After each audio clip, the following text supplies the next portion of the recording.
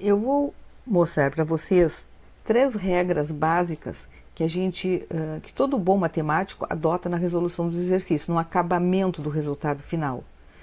Muitos de vocês já fazem isso, mas tem algumas pessoas que ainda não perceberam a importância da gente chegar a um resultado bem acabado, simplificado, e vocês vão ver agora de acordo com as regras. Então eu vou mostrar para vocês 3 regrinhas.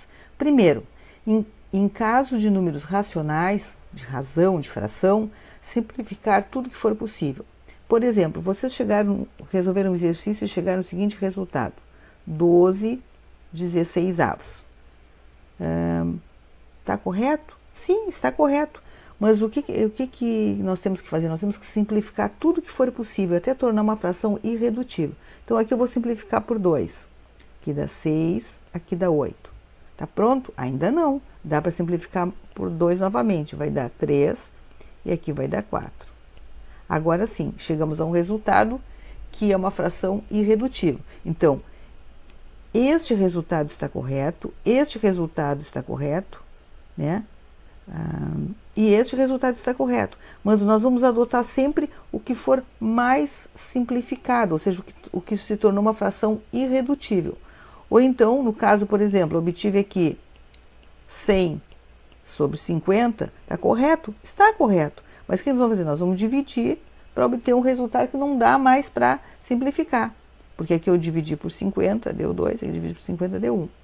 Ok? Então, essa é a primeira regrinha. Segunda, sempre que eu obtenho no denominador de uma fração um resultado irracional, eu racionalizo. Vamos lembrar, números irracionais são aqueles que a gente não consegue colocar na forma de uma fração, de uma razão, A sobre B, onde A e B são inteiros. Geralmente, eles são as raízes. Muitos desses números irracionais são as raízes. Então, quando eu enxergar uma raiz no denominador, eu tenho que tornar esse número racional, ou seja, eu tenho que achar uma fração equivalente que não tenha raiz no denominador. Então, por exemplo, eu obtive um resultado de um exercício, 1 sobre raiz de 2.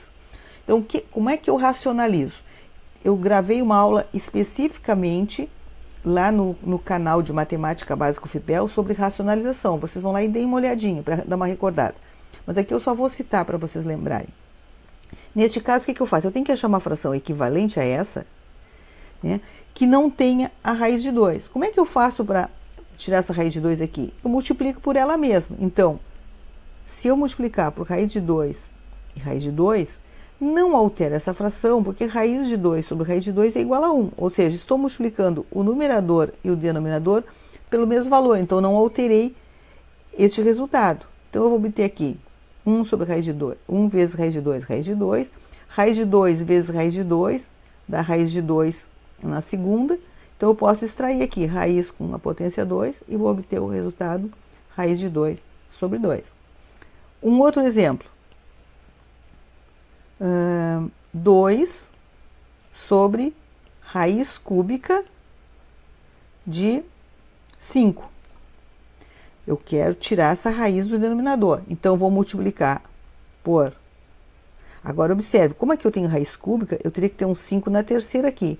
Então, eu vou multiplicar por raiz cúbica de 5 na segunda e aqui exatamente o mesmo valor na segunda. Por quê?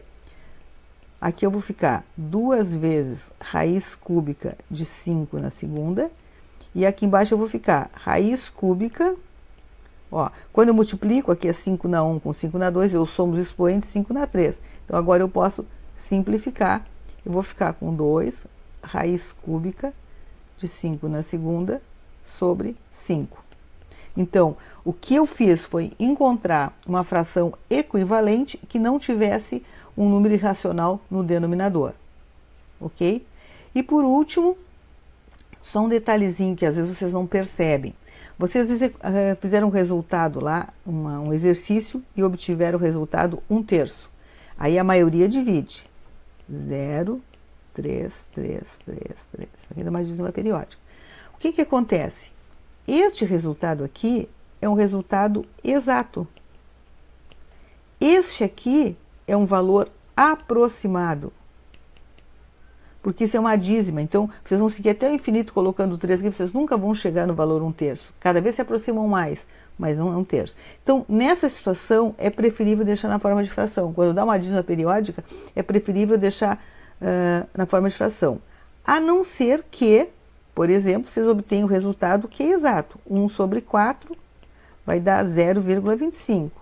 Ok, agora está correto. Mas quando temos periódicas, né, valores aproximados, é preferível deixar o valor exato, ok? Então, sigam sempre essas 3 regras na finalização do exercício e vocês vão ter bons resultados.